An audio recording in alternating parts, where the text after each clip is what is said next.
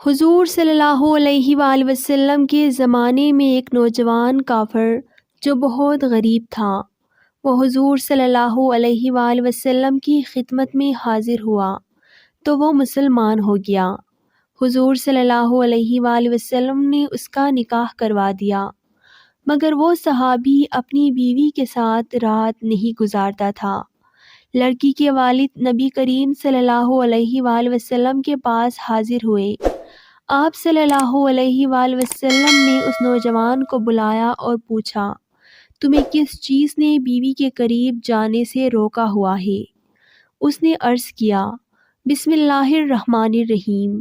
حضرت عبداللہ بن مسعود رضی اللہ تعالیٰ عنہ دامان اسلام میں یہ انہی دنوں کی بات ہے۔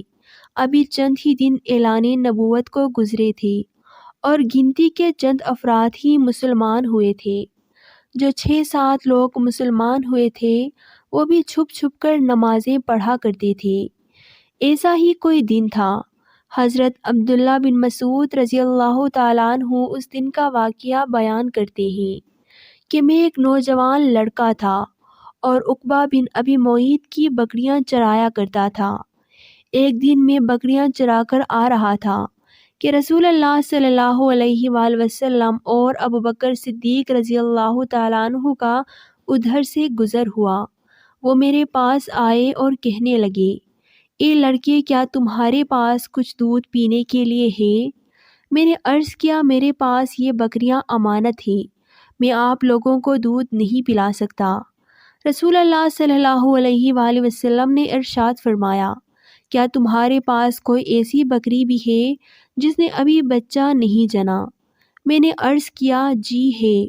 فرمایا، اسے لے کر ہمارے پاس آؤ۔ میں نے ایسی بکری پیش کر دی۔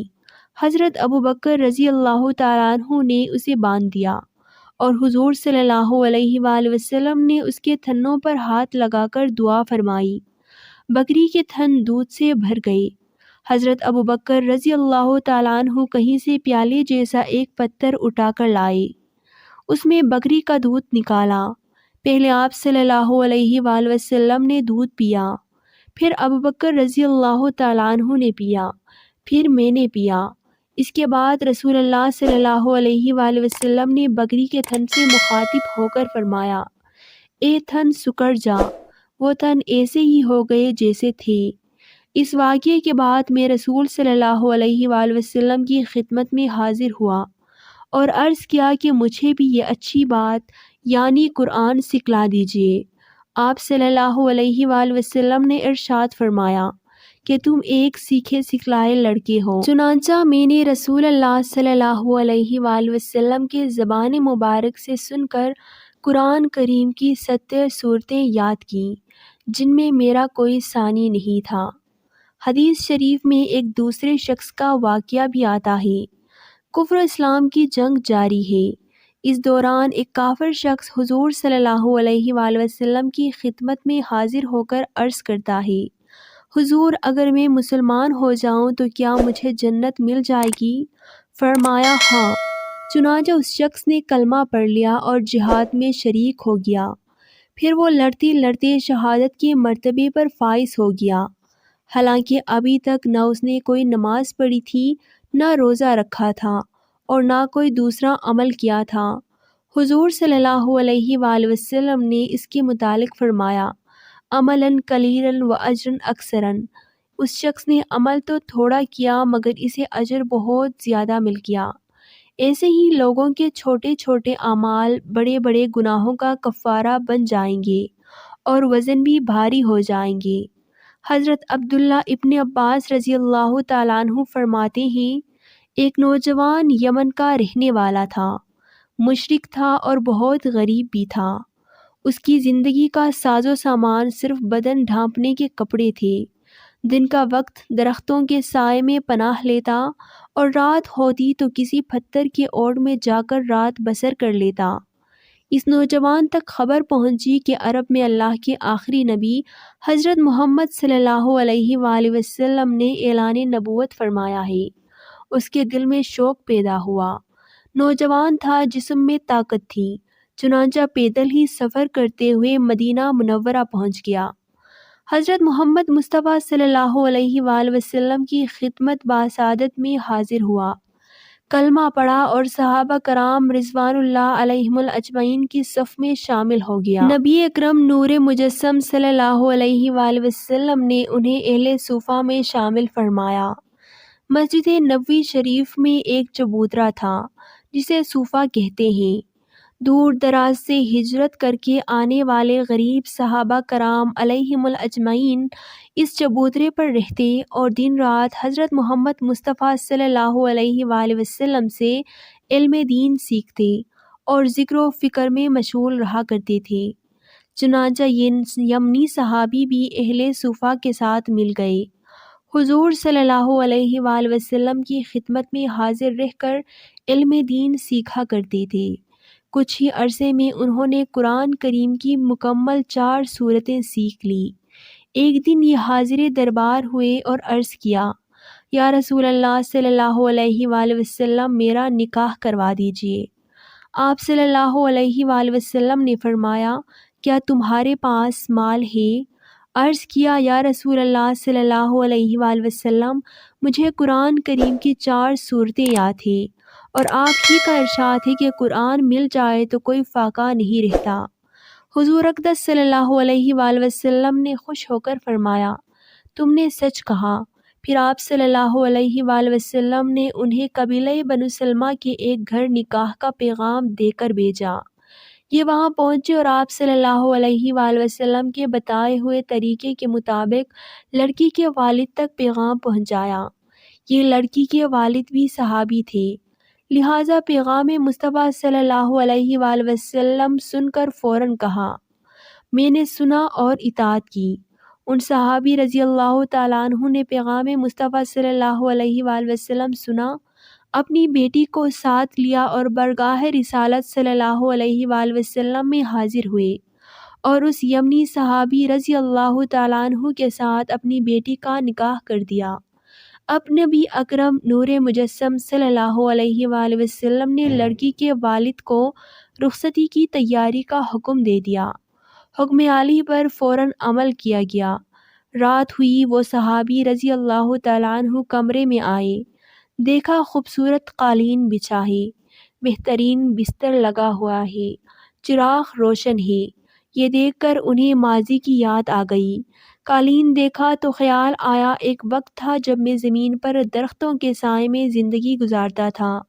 خوبصورت بستر دیکھ کر پتھروں پر رات گزارتا یاد آیا۔ چراغ دیکھا تو یاد آیا، میں نے تو بغیر چراغ کی ہی زندگی گزاری ہے۔ کچھ دیر کے لیے یوں ہی کھڑا اپنا حال اور ماضی سوچتے رہے، پھر کمرے کے کونے میں گئے، اللہ اکبر کہا اور نماز شروع کر دی۔ 2 رکعت نفل ادا کر کے اللہ پاک کا شکر ادا کیا، مگر ابھی دل نہیں بھرا۔ پھر کھڑے ہوئے، پھر 2 رکعت نماز ادا کر دی، اللہ پاک کا شکر ادا کیا، ابھی بھی دل نہیں بھرا۔ 2 رکعت مزید اور ادا کی، پھر اللہ پاک کی حمد و ثنا کی شکر ادا کیا، پھر بھی دل نہیں بھرا۔ پھر کھڑے ہوئے، 2 رکعت نماز پڑھی، اللہ پاک کا شکر ادا کیا، یوں ہی 2 رکعت پڑھتے رہے، اللہ پاک کا شکر ادا کرتے رہے، یہاں تک کہ پوری رات گزر گئی۔ صبح ہوئی، نماز فجر کے لیے مسجد میں حاضر ہوئے۔ حضرت محمد مصطفیٰ صلی اللہ علیہ وآلہ وسلم کی امامت میں باجماعت نماز فجر ادا کی۔ روزانہ مسجد ہی میں رہا کرتے تھے، آج بھی فجر نماز پڑھ کر مسجد ہی میں بیٹھ گئے، علم دین سیکھتے رہے۔ فجر سے ظہر، ظہر سے عصر، عصر سے مغرب، مغرب سے عشاء تک مسجد ہی میں رہے۔ 5ویں نمازیں باجماعت ادا کی، عشاء کے بعد گھر واپس آئے۔ جیسے ہی کمرے میں داخل ہوئے، سامنے وہی قالین، اسی طرح بستر لگا ہے، چراغ جل رہا ہے۔ اب پھر ماضی کی یاد آ گئی۔ آج بھی کمرے کے کونے میں گئے، 2 رکعت نماز ادا کی، اللہ پاک کا شکر ادا کیا، اتنے شکر سے دل نہیں بھرا۔ 2 رکعت مزید پڑھی، یوں ہی نماز پڑھتے گئے، شکر ادا کرتے رہے۔ کرتے کرتے آج بھی رات یوں ہی گزر گئی۔ اگلی صبح پھر مسجد میں حاضر ہوئے، 5ویں نماز باجماعت ادا کی، رات کو گھر آئے، پھر وہی کیفیت۔ 3 راتیں اسی طرح شکر ادا کرتے ہی گزر گئیں۔ چوتھی رات لڑکی کے والد اپنی بیٹی کو ملنے تشریف لائے۔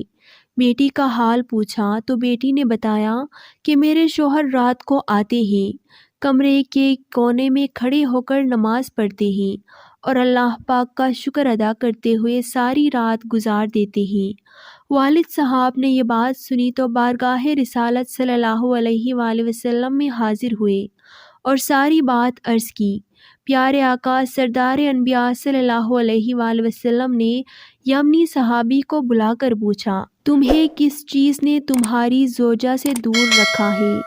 عرض کیا، یا رسول اللہ صلی اللہ علیہ وآلہ وسلم، میں مشرک تھا، یمن میں رہتا تھا، میرا اپنا کوئی ٹھکانہ نہیں تھا، پتھروں پر رات بسر کرتا تھا، دن میں درختوں کے سائے میں پناہ لیتا تھا، پھر اللہ پاک نے کرم کیا، مجھے اسلام کی دولت نصیب فرمائی، مجھے قرآن کریم کی 4 سورتیں سکھانے کی سعادت نصیب ہوئی، اللہ پاک نے قرآن کریم کی برکت سے میرا سینہ روشن فرمایا، جب میں اپنی زوجہ کے کمرے میں جاتا ہوں تو وہاں بچھے خوبصورت قالینیں، بہترین بستر اور چراغ وغیرہ دیکھ کر مجھے اپنا ماضی یاد آ جاتا ہے، پھر میں قرآن کریم کی ان 4 سورتوں میں سے ایک کو پڑھتا ہوں اور اس میں غور کرتا ہوں تو مجھے کسی چیز کی رغبت نہیں ہوتی اور اللہ پاک کا شکر کرنے میں مصروف ہو جاتا ہوں۔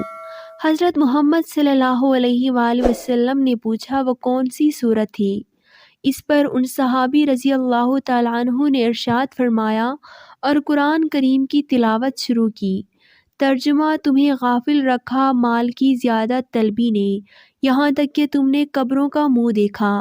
صحابی رضی اللہ تعالیٰ عنہ اس سورت کی تلاوت کر رہے تھے، حضرت محمد مصطفیٰ صلی اللہ علیہ وآلہ وسلم اور وہاں موجود صحابہ کرام رضوان اللہ علیہم اجمعین سن رہے تھے۔ وہ صحابی خود بھی رو رہے تھے، حضور اقدس صلی اللہ علیہ وآلہ وسلم کی مبارک آنکھوں سے بھی آنسو جاری تھے اور وہاں موجود صحابہ کرام بھی رو ہی رہے تھے۔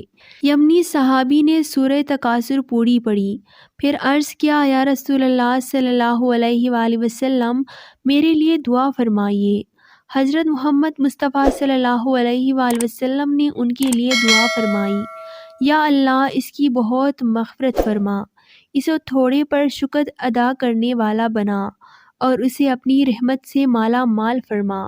اس واقعے کو 1 ہفتہ ہی گزرا تھا کہ بارگاہ رسالت صلی اللہ علیہ وآلہ وسلم میں عرض کیا گیا، یا رسول اللہ صلی اللہ علیہ وآلہ وسلم، وہ نوجوان صحابی رضی اللہ تعالیٰ عنہ دنیا سے رخصت ہو گئے ہیں۔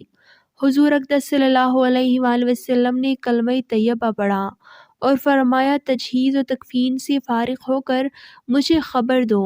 جب جنازہ تیار ہوا، بارگاہ رسالت مآب صلی اللہ علیہ وآلہ وسلم میں عرض کی گئی، آپ تشریف لائے، نماز جنازہ پڑھائی اور اس صحابی رضی اللہ تعالیٰ عنہ کو مخاطب کر کے فرمایا، اے نوجوان، تجھے جنت مبارک ہو، اللہ تعالیٰ ہمیں بھی صحابہ کرام رضوان اللہ علیہم اجمعین جیسی زندگی اور انہی جیسی موت نصیب فرمائے، آمین۔ ناظرین، کمنٹ باکس میں اللہ تعالیٰ کے 99 ناموں میں سے ایک نام ضرور ٹائپ کریں۔